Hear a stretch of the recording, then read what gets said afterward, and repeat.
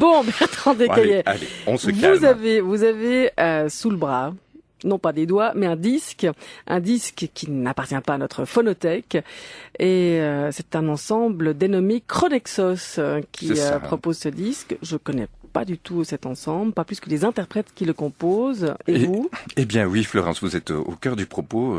Je crois qu'il est bon. Non, je ne connaissais pas ces interprètes. Je crois qu'il est bon quelquefois de retrouver une innocence sur le moyen pour laisser parler l'être des choses, en l'occurrence la musique. Alors justement, laissons d'abord l'innocence prévenir la musique. C'est une histoire de vent, de souffle qui tourbillonne et qui, sans être vu, ondule les mers, les feuillages, les fleurs, les chevelures.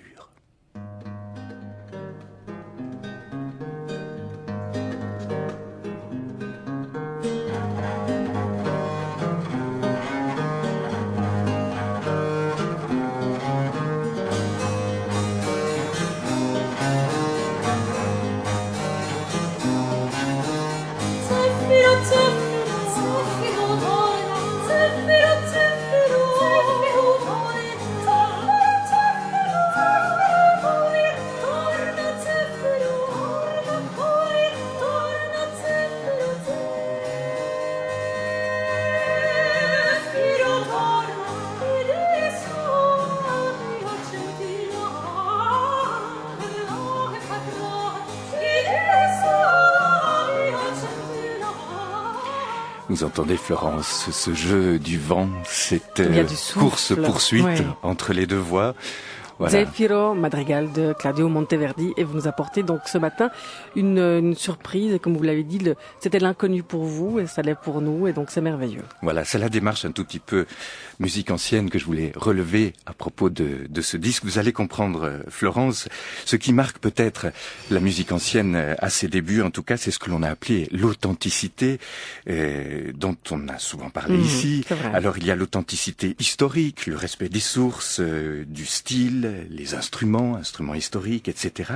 Et puis il y a aussi, et c'est très important, on l'oublie quelquefois, l'authenticité artistique, c'est-à-dire une démarche d'un artiste qui n'est pas un singe savant, mais qui puise dans la vie intérieure, la vie contemplative, l'ici et maintenant, sa démarche créatrice, un trait caractéristique de la démarche musique ancienne, disais-je, c'est de privilégier justement l'être sur le paraître. Et quelquefois, ça a été un sacrifice très très difficile pour envisager l'aventure de la reconstitution, et d'un point de vue historique et d'un point de vue artistique.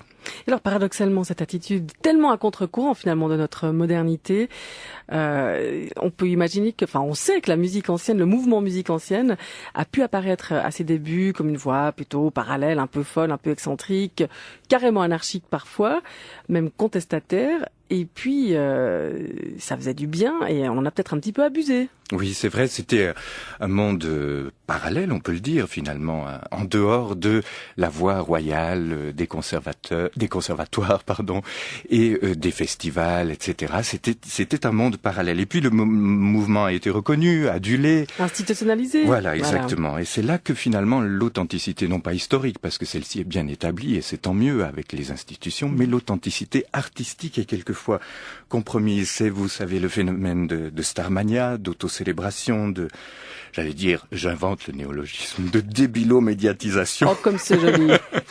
On ne parle que de ce dont tout le monde parle pour être sûr qu'on ne parle que de ce qu'il faut parler. Vous êtes un vrai philosophe ce matin. Continuez. Et puis la réalité artistique qui est toujours extrêmement fragile, extrêmement pudique, qu'il faut apprivoiser comme un petit prince apprivoise un renard ou une rose. Cette délicate réalité, aussi impalpable que le vent, que Zefiro, s'enfuit irrévocablement, et alors il reste le procédé, il reste le truc, et il reste, j'allais dire, dans le pire des cas, le commerce, c'est-à-dire l'anti-art, l'anti-contemplation.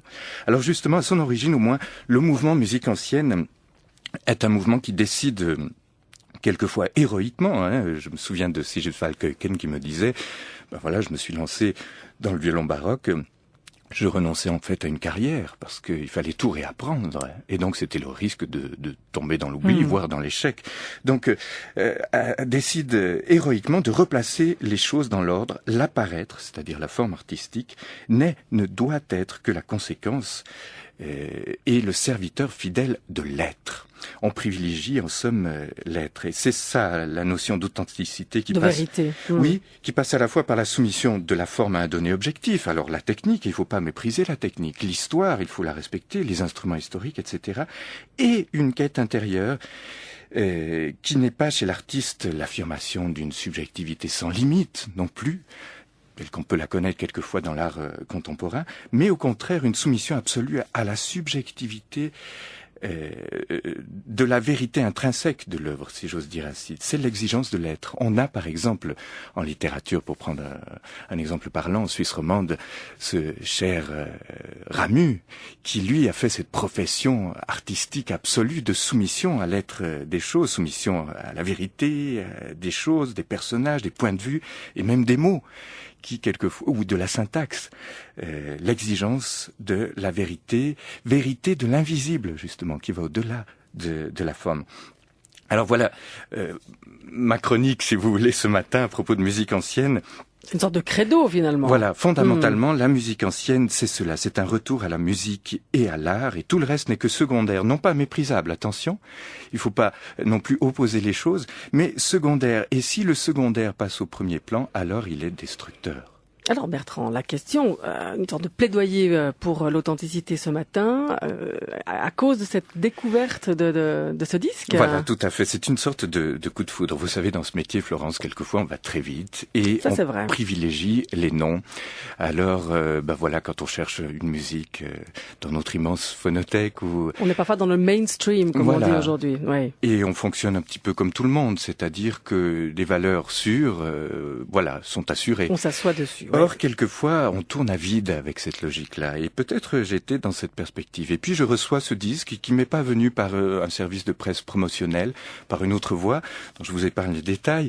Mais j'écoute ce disque et c'est une espèce de coup de foudre absolu. Et je m'étonne, je me dis comment moi, entre guillemets, spécialiste, entre guillemets encore, musique ancienne sur notre chaîne, je ne connais pas ces interprètes. Mais comment est-ce possible? Et c'est absolument merveilleux. Eh bien voilà, c'est une forme de virginité retrouvée, virginité de l'oreille, et ce sont des interprètes qui ont cette attitude aussi qui est pas du tout starmanien, en tout cas tel qu'il se présente sur ce disque, un disque qui n'a pas de label, qui est publié par le théâtre de Bligny au sud de Paris, donc qui est en dehors des voies de diffusion normales. Il n'y a pas de photos avec leur tête. Il n'y a pas de photos, s'il y en a une toute petite, mais enfin voilà, et puis l'ensemble est à peine présenté, on présente son nom, Chronexos, qui signifie chronos, le temps, nexus, le lien, relation au temps, relation à l'histoire dans l'instant présent, la création est toujours un instant présent, et puis c'est à peu près tout ce qu'on sait de ces interprètes.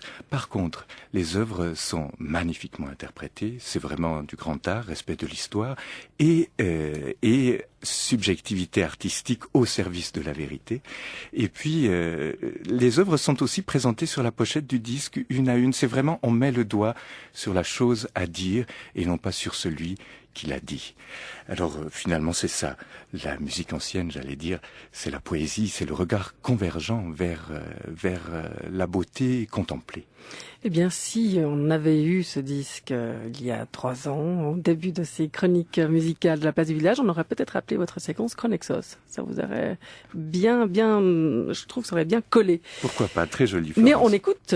Oui, on continue écoute. quand même. Ici, c'est alors précisément c'est cette convergence dans l'union, j'allais dire cette communion, c'est le duo final du couronnement de Popée.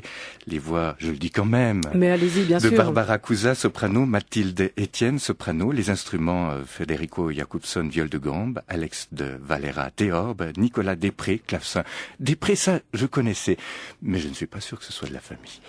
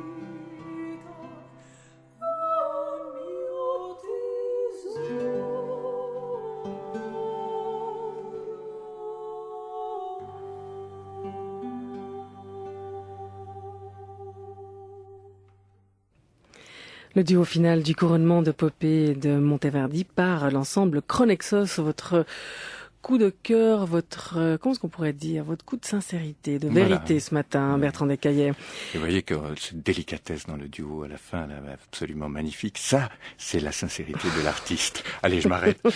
Mais par contre, non, on va pas s'arrêter en si bon chemin. D'après ce que vous me disiez tout à l'heure, on ne trouve pas ce disque dans le commerce. Par contre, précisément non. Voilà, on peut donner un coup de pouce en disant www.chronexos.com et là, sur le site de ces artistes, de ces interprètes, eh bien, vous pourrez passer commande. Merci beaucoup d'être passé sur la place du village. Je rappelle que les chroniques musicales, non musicales de la place du village sont à écouter en tout temps via notre site rts.ch.